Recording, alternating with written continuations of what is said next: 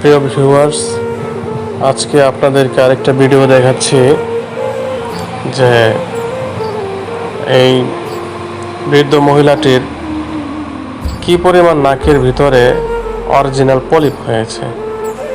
আসলে অনেক দিন যাবত উনি আমার চেম্বারে আমার কাছে চিকিৎসা নেওয়ার জন্য আরেকটা লোককে বলতেছে আমার এখানে নিয়ে আসার জন্য।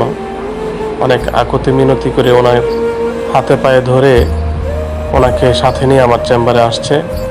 ওনার খুব আশা যে আমার এখান থেকে চিকিৎসা নিলে হয়তো অপারেশন বাদেই এই পলিপটা রিমুভ করে দিতে পারবো। এই একটা আশায় উনি আমার এখানে চলে আসছে আজকে। তো আসলে এই সমস্যাটা মূলত যাদের হয় তারাই বোঝে। তো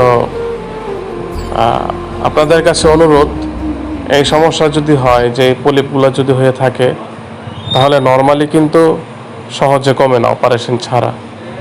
আর অপারেশন করার পরও নেক্সটে আবার এই সমস্যাটা দেখাতে। তো আপনাদের কাছে একটাই অনুরোধ, যদি ঠান্ডা সর্দি সবসময় লেগেই থাকে বা নাক বন্ধ থাকে তাহলে দেখবেন যে নাকের ভিতরে মাংসপিণ্ড বা পলিপ হয়েছে কিনা, তাহলে দ্রুত চিকিৎসা নিয়ে নেবেন।